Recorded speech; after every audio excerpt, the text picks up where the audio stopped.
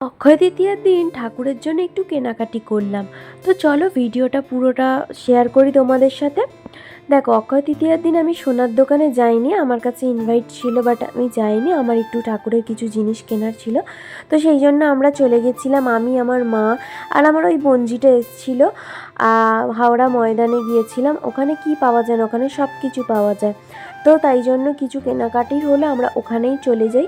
আর দেখো, বাজার কলকাতার সামনেটা আমরা নামতেই পাচ্ছিলাম না, এত ভিড়। আর তার উপরে একটা টোটো পাওয়া যাচ্ছে না, যেই নামলাম পুরো ভর্তি হয়ে গেল টোটোটা। তো যাই হোক, অক্ষয় তৃতীয়া উপলক্ষে হয়তো ভিড় রয়েছে।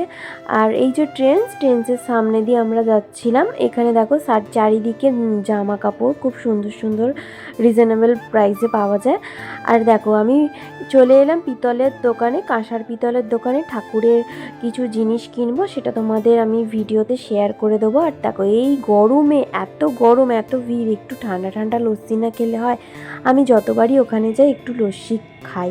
তারপরে একটু কিছু জুয়েলারির মতো কিনলাম, ক্লিপ। তারপরে আবার টোটো ধরে আবার চলে এলাম, এত গরম কি বলবো। তারপরে খুব জোরে খিদে পেয়ে গেছিলো, ফুচকা একটু খেতে গেলাম।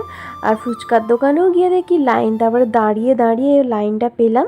আমি আমার বোনজি ফুচকা খেলাম, তারপরেই ঘরে চলে এলাম। আর এত সুন্দর ব্যালকনিতে আমার হাওয়া দিচ্ছে, সেই শান্তি পাচ্ছিলাম আমি।